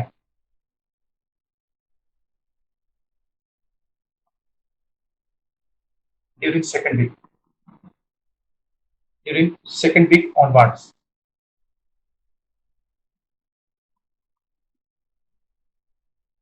next में differential count TC,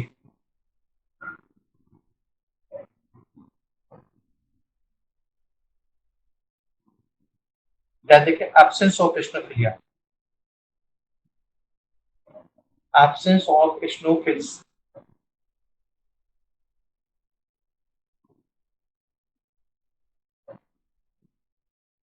next में सीरोलॉजिकल टेस्ट,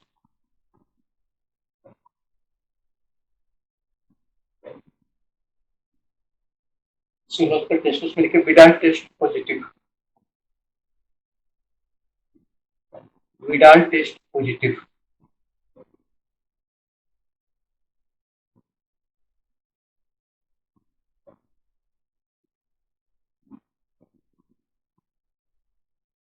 नेक्स्ट में blood culture,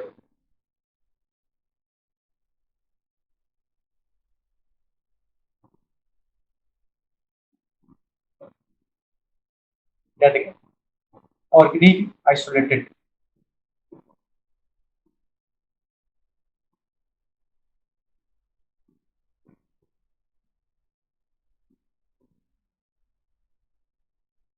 next stool culture,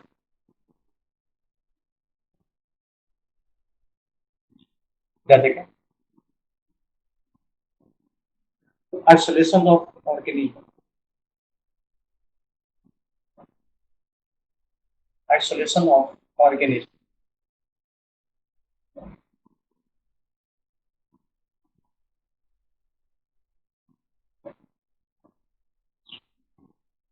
अब डायग्नोसिस हेडिंग देना है।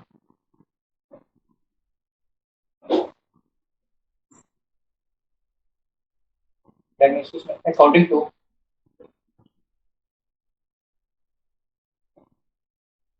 टू फर्स्ट में classical clinical feature,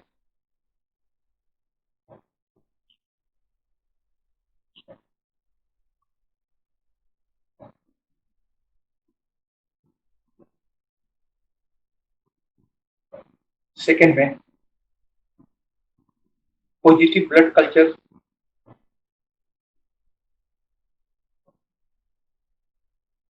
in first week, positive blood culture in first week,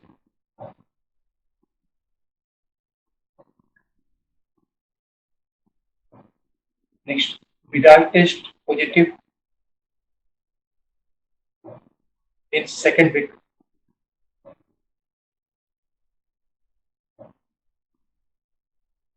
Vidal test positive in second week.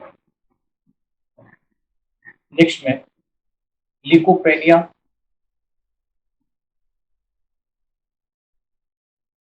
with absence of eosinophil.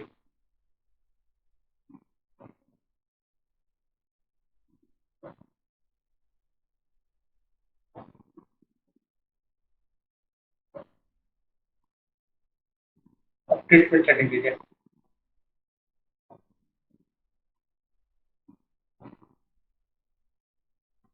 पहला rest,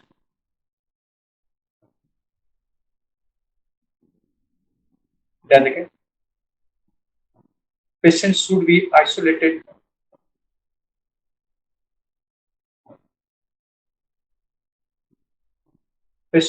isolated and kept in bed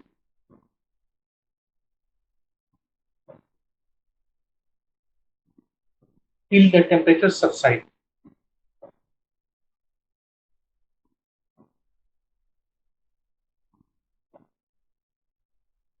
इसी में दूसरा point, adequate nursing care,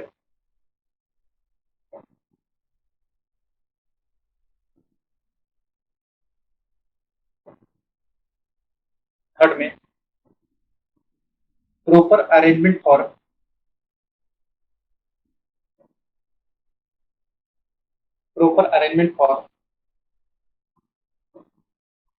disposal of excreta.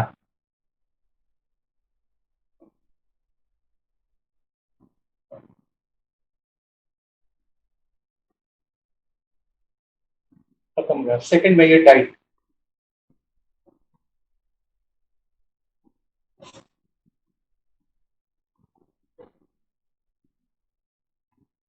क्या देखें, diet should be plan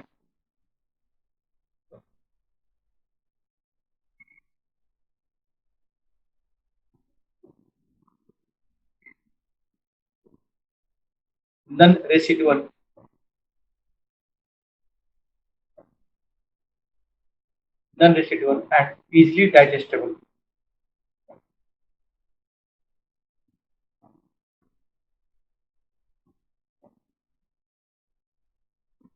Next,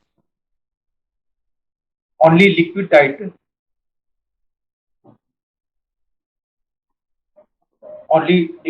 such as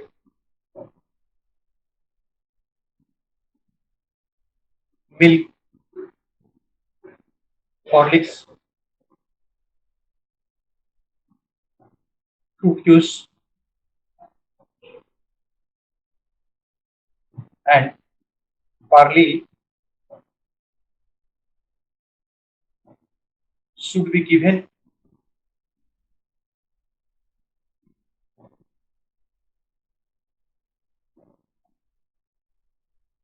in initial stage.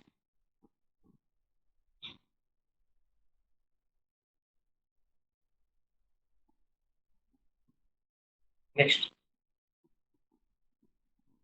as the patient improves,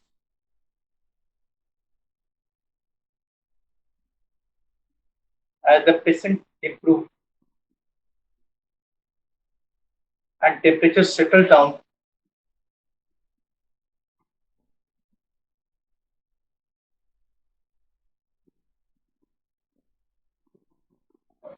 semi-solid diet,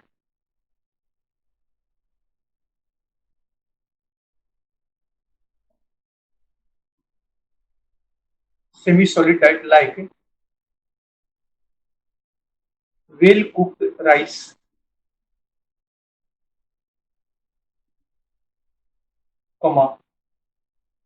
sweetened rice,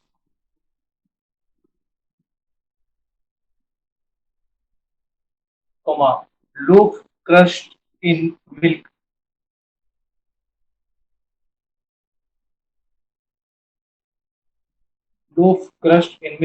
etc. should be added.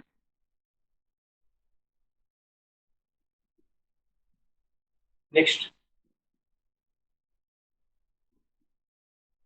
if no distensions or diarrhea,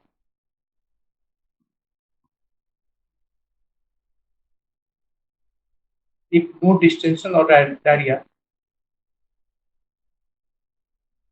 solid diet may be added.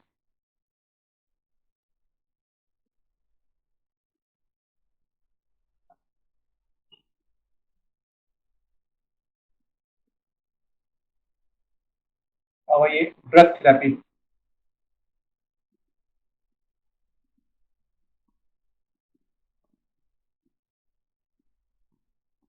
इसमें लिखें best choice is chloramphenicol,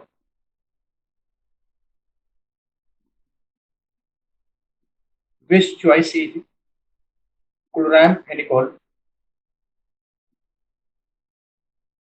given orally,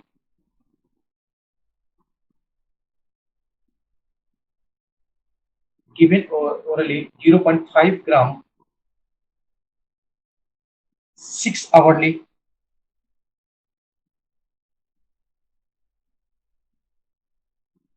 till the temperature subside.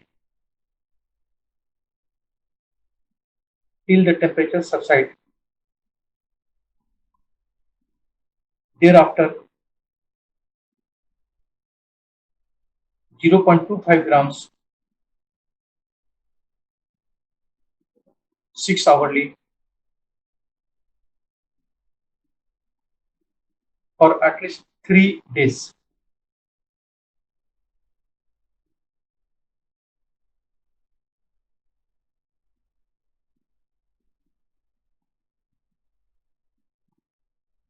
Second drug next और करके nowadays ciprofloxacin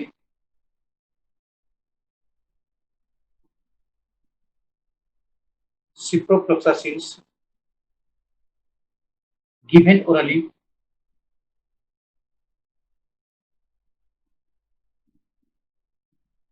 500 mg BID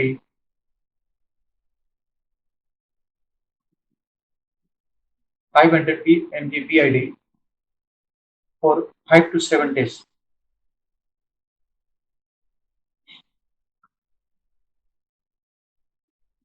Continue लिखें IV drip also available.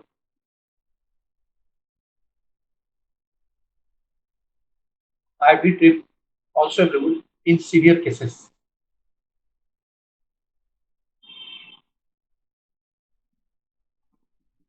Next drug में in children below 17 years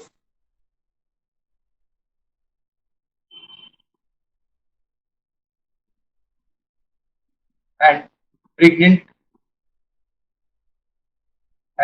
or lacting women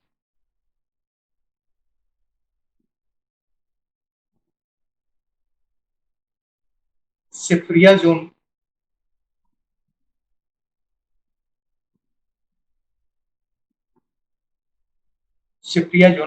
4 gram IV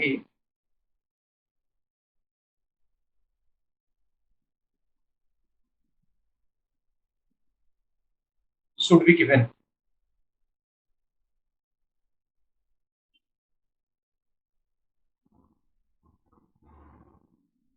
Next में ampicillins और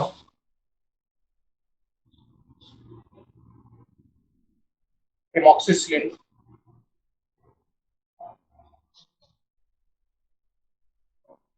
750 mg 6 hourly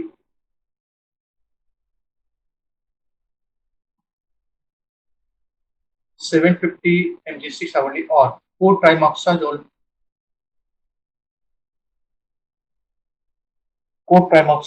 2 tablets 12 hourly should be given.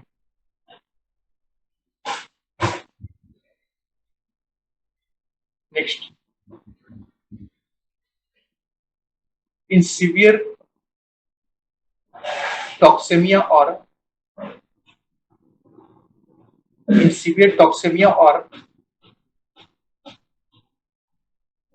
typhoid encephalopathy,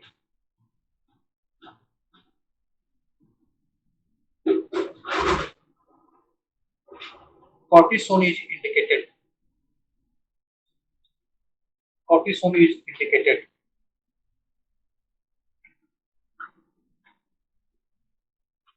next, खत्म हो गया। Prophylaxis लिखे, prophylaxis में active immunity can be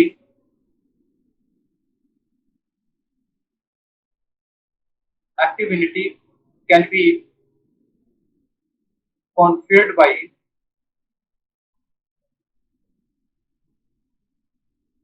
PAV vaccine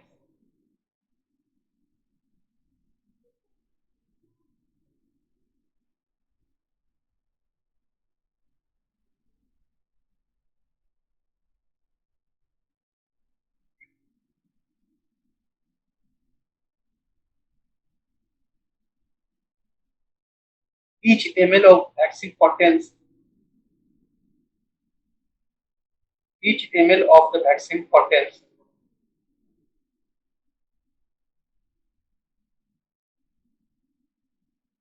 1,000 billion of S type 1,000 billion of S type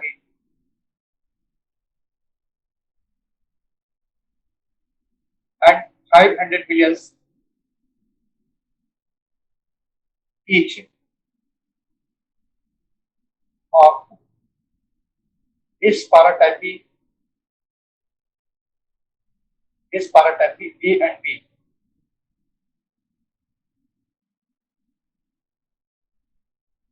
आगे लिखो 0.5 ml is given 0.5 ml is given IM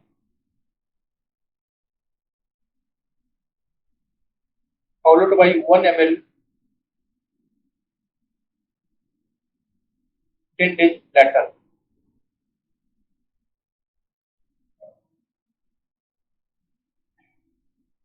बस हो गया।